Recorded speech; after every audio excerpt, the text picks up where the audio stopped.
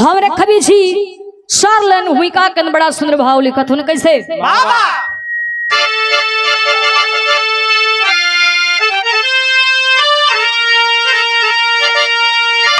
तो पैदा कोई नहीं तो पैदा कोई नहीं जो करे सामना हाथ हमसे मिला ले चबा जंग में अरे उसके पौरुष की पूरी करूं कामना पीर पंजा मिला ले पीर के ढंग में अरे की हौसला है हिमालय अटल साधिना अरे गुरु पंछी का हंसी सच्चा गुरु रंग में अरे कहे गुरु महेंद्र समाबाधिना अरे खून खवला है ऐसा ये उमंग में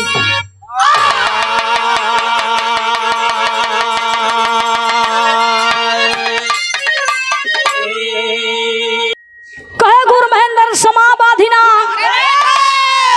खून खवला है ऐसा ये उमंग में। एक लाइन मास्टर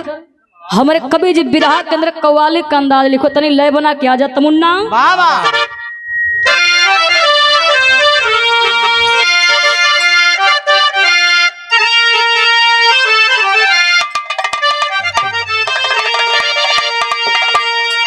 देखा दादा पहले के जमाना से अब के जमाना से बड़ा अंतर हो गया बाबा ऊ का देखा पहले बिरहा होके जेंट्स जेंट्स में अब लेडी लेडा में होता दिखाई थोड़ा कम पढ़ा लिखल हमरे कक्का लेडी लेडा का मतलब के कोरी जेंट्स से कोरी लेडीज जब रामदेव गुरुजी अब बुल्लू गुरुजी का बिरहा होके ओ समय बुल्लू गुरुजी खड़ा होके तब बड़ा लहाई के गावे कैसे गाँव मास्टर कैसे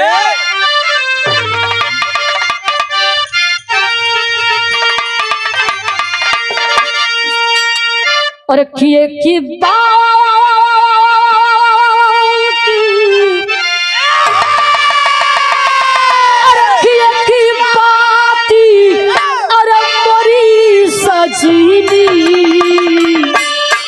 कठियाला सुनरिया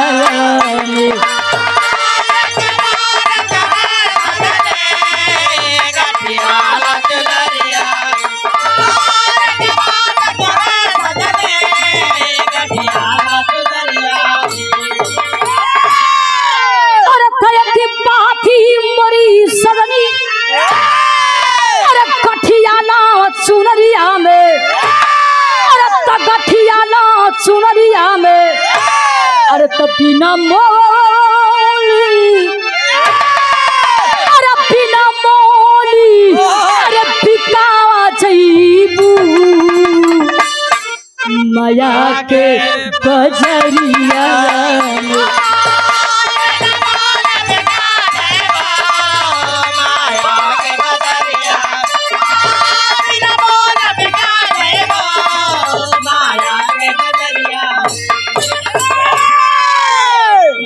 बुल्लू गुरुजी गावे जब रामदेव गुरुजी खड़ा होके यही के तनी सब चढ़ के गावे चढ़ के वो हारमोनिया के पत्ती पर चढ़ के कैसे गावे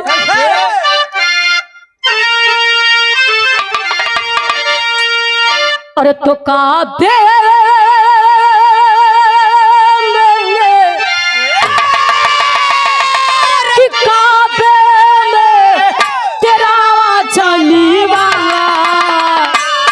काशी में नजारा है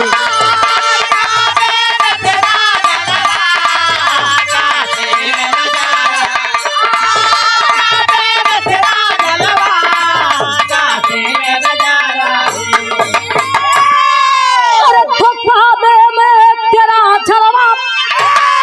अरे काशी में नजारा है तो काशी में नजारा है हमें ये भी तो प्यारा है हमें वो भी तो प्यारा है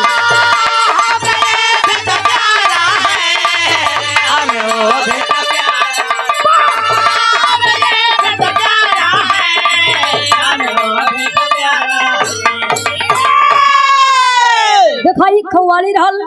लेकिन कभी जी बिरहा के अंदर कितना सुंदर भाव लिखा था। बाबा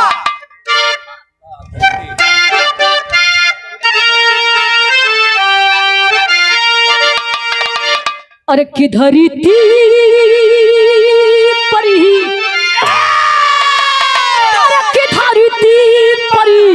अरे नहीं कोई लहू सागर बहा दूंगा।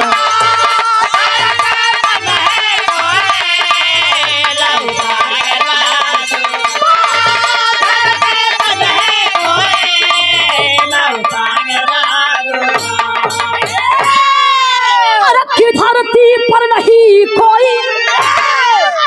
सागरी बहा दूंगा, सागरी बहा दूंगा। आए जो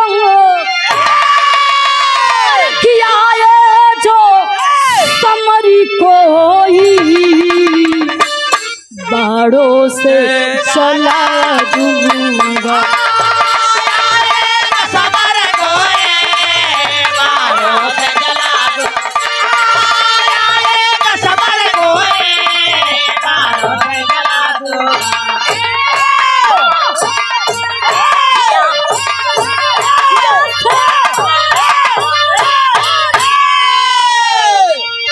इतना गर्मी में हो?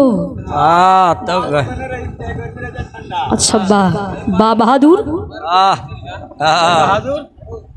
अच्छा बाबूजी बिरहा पतन से गौर करे जा। देखी ई बात हो समय के बाद जब पांचों पांडव अज्ञातवास बिता के हस्तिनापुर घाटी पर अइलन, वही समय दुर्योधन से अपन हक हिस्सा लगले मांगे। पांचों पांडव कहने कि अच्छा तमन का 5 ठे भाई है जा, कम से कम 5 ठे गांव दे दा। दुर्योधन खलन खिन्ना तोरा के सुई के नोक के बराबर भी जमीन दे भाई, 5 गांव तो दूर है, अगर जमीन चाहिए तो हमारा शुद्ध करे के पड़ी। भगवान श्री कृष्ण कन्हैया जी बाबू दुर्योधन के समझावत हो मनावत हो, लेकिन दुर्योधन माने के तैयार ना हो। युद्ध का तैयारी होखे लागल। वही कुरुक्षेत्र के मैदान में पांचों पांडवन का सेना एक तरफ और कौरव का सेना एक तरफ, दोनों सेना आमने सामने खड़ा बा, युद्ध शुरू होके जा रहा बा। तब तक वही समय एक छोट सा लड़का, छोटा सा हाथ और छोटा सा पांव और छोटा सा तरकस, छोटा धनुष, और लड़का के तरकस में मात्र 3 ठे बाढ़ रहल। जब दोनों वर्ग का सेना देखल कहला कि अरे ये कुरुक्षेत्र के मैदान में छोट सा लड़का या का करबे, यहाँ से भागा भाग लड़का का तो सुना जो निमार दोनों वर्ग का सेना या लम गदा ले के भाजत हुआ। ये दोनों वर्ग का सेना जाके हमसे फरियाद भी हमार कुछ कह ना पाई। ए भैया भगवान श्री कृष्ण कन्हैया जी कह लगल कि सुना, मने मने सोचे तो तुम देखा लड़का देखो में तो बड़ा छोट हो, लेकिन एकर बात बड़ा बढ़न बढ़न बा। उ लड़का दोनों सेना से एक बात कहे का बिरहा में एक गीत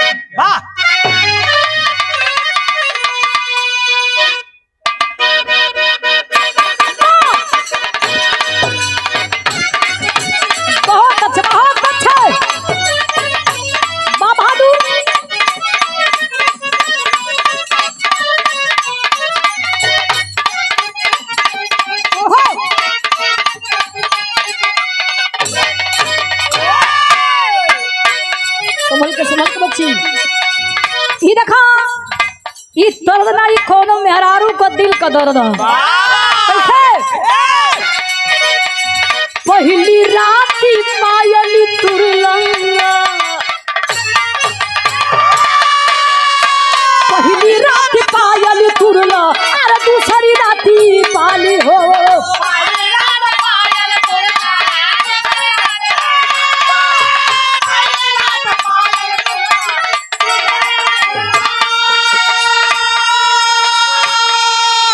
लेकिन तरस बढ़िया कवि जी बिरहा में बड़ा सुंदर भाव लिखा था। और बड़े है अरे के पिया वाला सयतना, अरे के करमाई दूधी हो,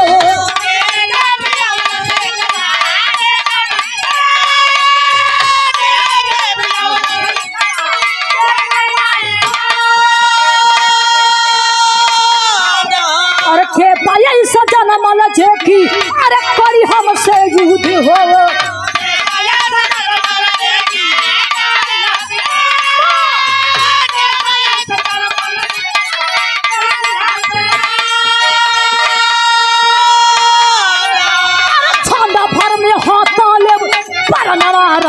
में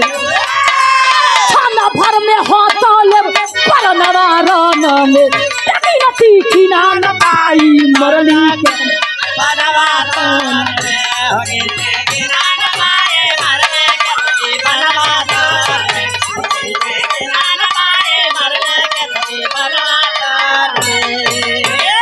ए बाबू ओ समय लइका कहता कि मात्र एक बार चलाई बजे एक बार से पूरे महाभारत के खत्म कैली लइका कलश की हमार जोड़ ये धरती पर ना केहू पैदा है ना पैदा हुई भगवान श्री कृष्ण कन्हैया जी कहना सुना बच्ची यहाँ गुल्ली डंडा का खेल नहीं होता यहाँ महाभारत की युद्ध शुरू हो जात बा लइका कलश कौनो युद्ध शुरू होके वैसे हमसे का लेवे देवे क्या भगवान श्री कृष्ण कन्हैया जी समझ गया कि लइका बड़ा जिद्दी है मानी उनी हो ना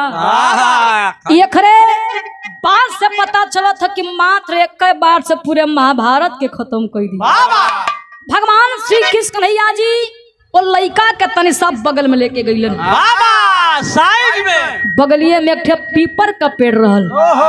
भगवान श्री कृष्ण कन्हैया जी कहना चाहता माना थे कि तू वीर हुआ पहलवान हुआ बुद्धिमानी हुआ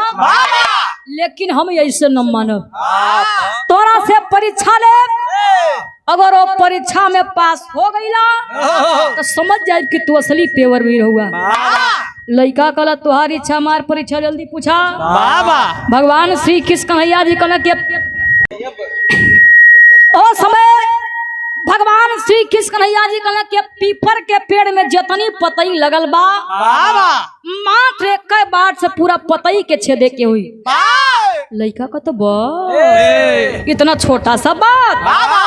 भगवान श्री कृष्ण कन्हैया जी भैया सोच में पड़ गई कहे लगे कि अभी छोट समझ में आवत वो लइका तरकस में सब बाढ़ निकाल के जब वही मंत्र के पढ़े चालू करे जात बा तब तक भगवान श्री कृष्ण कन्हैया जी एक पिपरा का पतैया तोड़ के अपने पैरवा के तरवा दबा ले लइका बाण चलावे के चला देलस जथनी पतई लगल रहे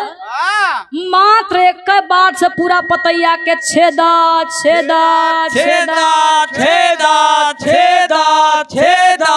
छेदा जथनी पतई रहा मात्र एक बार से पूरा पतैया के छेद के बड़वा भगवान श्री कृष्ण कन्हैया जी के पैरवा के ऊपर लगल ना चाहिए भगवान श्री कृष्ण ए भैया हाई सिटी रोको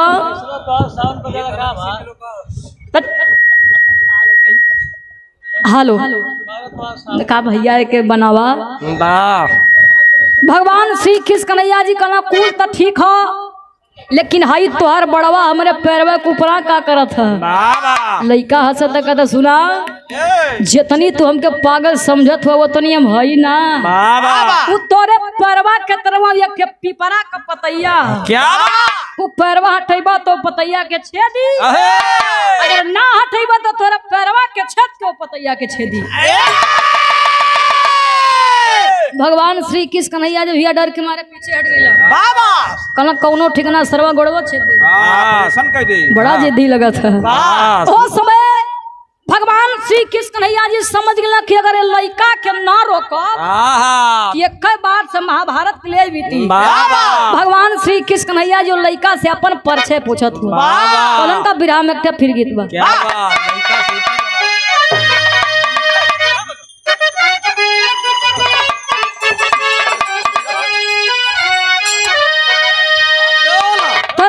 बिरहा में कवि जी बड़ा सुंदर भाव लिखले हो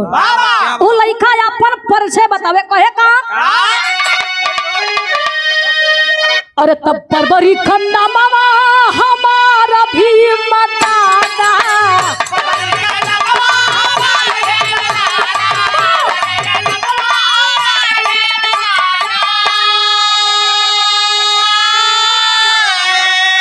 परबरी खन्ना मामा अरे हमारा भी मताना अखियों के देले छारी हो लोग के कहला गदा छारी हो।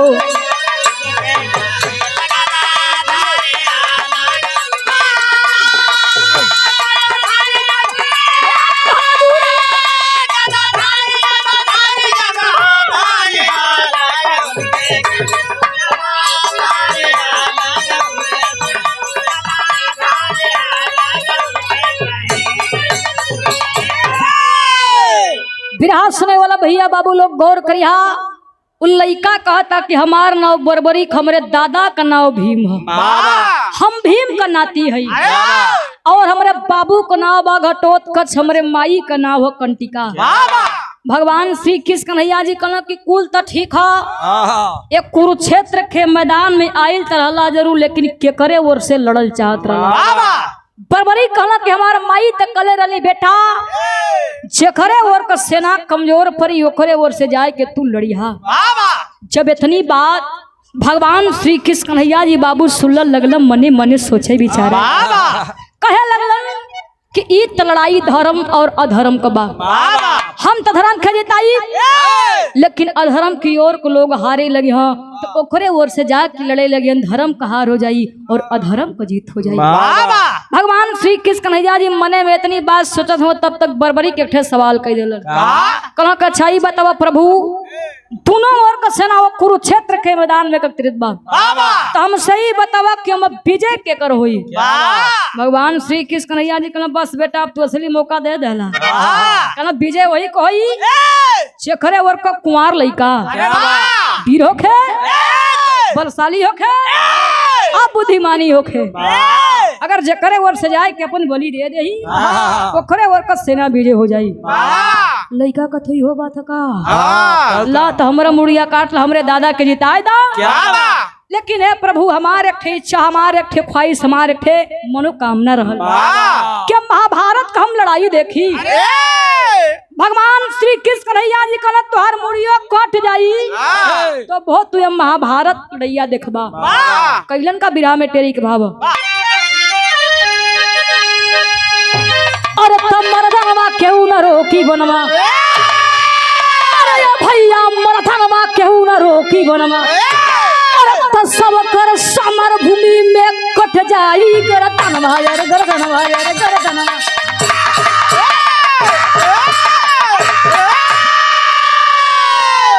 सब कर समर भूमि में कट जाई गर्दनवा, मर्दनवा केहू न रोकी बनवा। ए बाबू ओ समय भगवान श्री कृष्ण कन्हैया जी परवरी का मुड़िया काट के वो कटलखी मुड़िया के नीलगिरी पर्वत पर रख दिल। कलन की परवरी तू यही जैसे ये महाभारत लड़ाई देखबा। भगवान श्री कृष्ण कन्हैया जी बाबू कुरुक्षेत्र के मैदान में आयल होवन, दोनों ओर लड़ाई चले लागल, धरती खून से लहूलुहान हो गई बाबू, लाश पर लाश और जमीन पर गिरे, लेकिन वो लसिया केहू से गिनले न गिनाए। वही समय दू जानी के बड़ा चिंता होखे लागल, रहला थे बिरहा में पपट का भाव।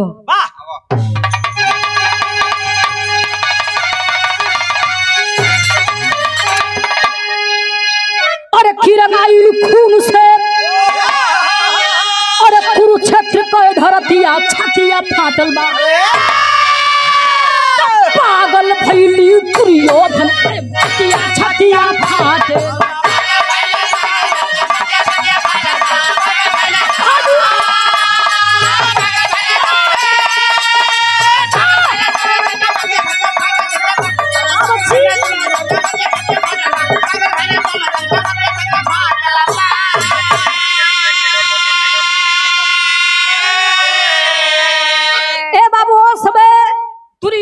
शकुनी के बड़ा चिंता होखे लागल। शकुनी जवन उनकर मम्मा रहला, जन पासा खिलावत रहा, जन पासा खिलावत रहा भैया, लगला मने मने सोचे, कहे लगला कि इधर का सेना खाली 5 ठे, इधर का सेना 100 ठे, फिर भी हमार सेना मारल गइलन। बिरहा सुने वाला भैया बाबू लोग गौर करिया, जब लाश वो कुरुक्षेत्र के मैदान में गिरे, वो लसिया रोज रोज होत का रहे। बिरहा में आल्हा का भाव,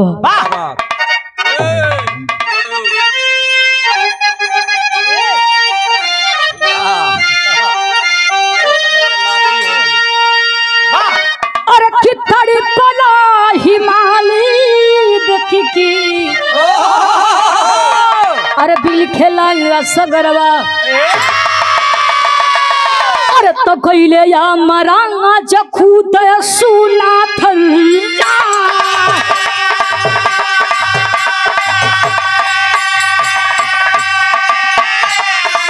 सतयुग त्रेतायुग भइली लड़ैया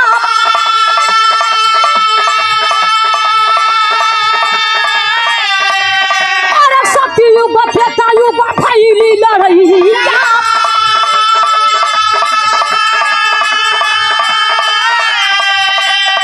दोपहर में देवता हो गई घबरा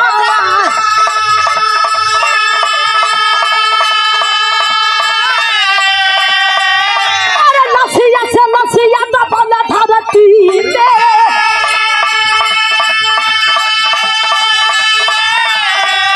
अरे लसिया से लसिया दबल धरती में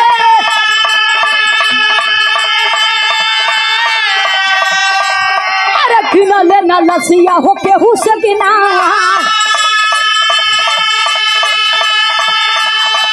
अरे मच्छर महायुद्ध नहीं कोई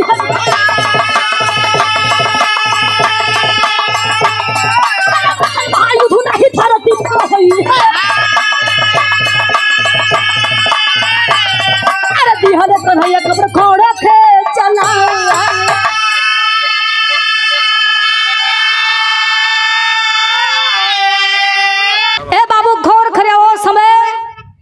पांचों पांडव का पत्नी रहली द्रौपदी संडी का रूप धारण कई के रोज सुबह में लड़ाई होके और रात के समय में जाके पूरा लसिया के खा जाए ऐसे करत करत करत करत 18 दिन बीत गई बिरहा सुने वाला भैया बाबू लोग गौर करिया महाभारत लड़ाई 18 दिन तक चलल बा ओमे पांचों पांडवन का जीत हो गई और कौरवन का हार हो गई जब पांचों पांडव भैया जीत गई भीम के अंदर घमंड हो गई मां लगना बाप पूरा फुलावा कहला सुना ये लड़ाई हमारे वजह से हमारे बले पर जीतल गई ए भैया अर्जुन धनुष पर तीर चढ़ा के वो मार बोला थू ज्यादा बोला मार ये लड़ाई हमारा वजह से जीतल गई फिर कला छोड़ा हटावा एकर फैसला भगवान श्री कृष्ण भैया जी स्वयं करिए वही जब चला भाई का बिरहा का आखिरी हो खड़ी कवा में का नाम मास्टर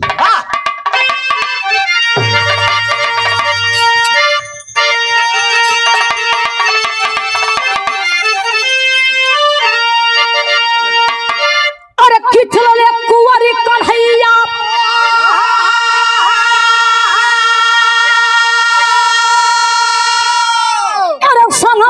पांडव बिरावा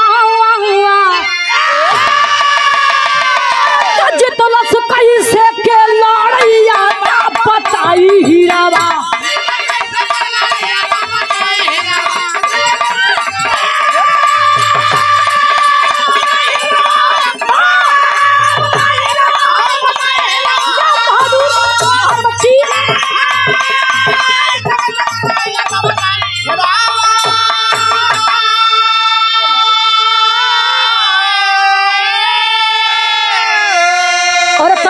बोलल झूठो कर लागो मान हो अरे सब ही के रानावा में मरले भगवान हो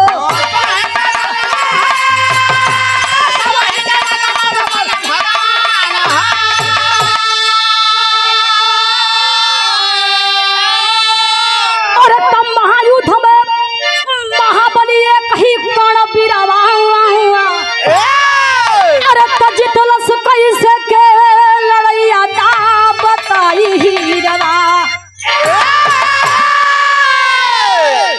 ए बाबू वो समय भगवान श्री कृष्ण कन्हैया जी और पांचों पांडव वो बरबरी के पास गई हो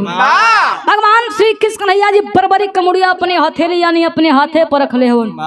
गौर करिए बिरहा का आखिरी में निचोड़ ओ समय भगवान श्री कृष्ण कन्हैया जी बरबरी कमुड़िया अपने हथेली पर रख ले हवन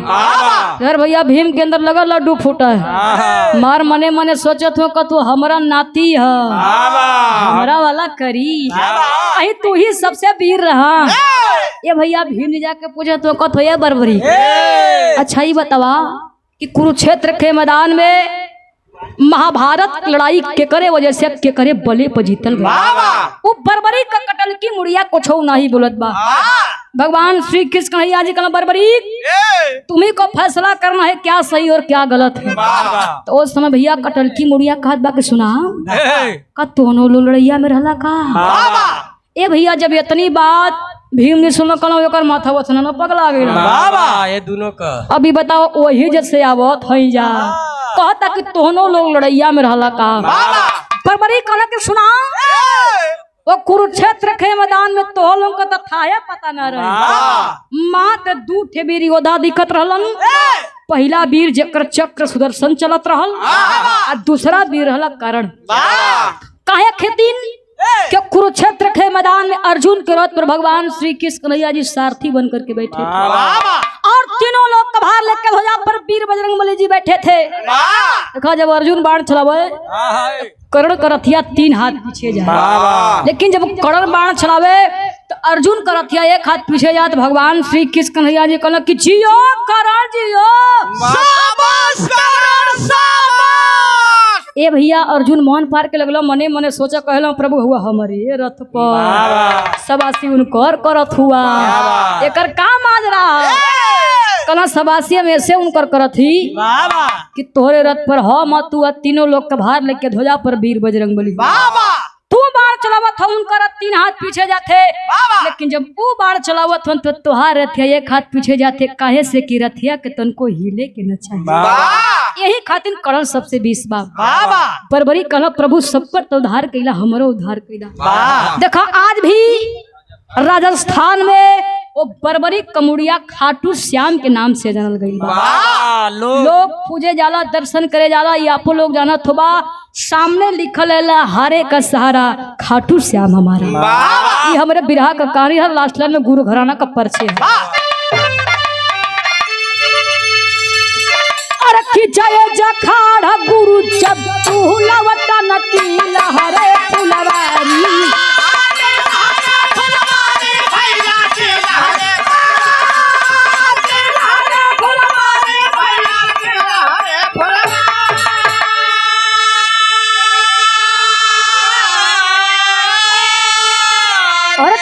नारायण रामधार की तैयारी।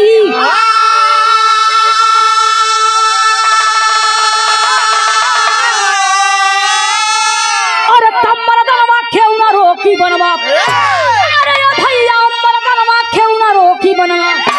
तो खुशी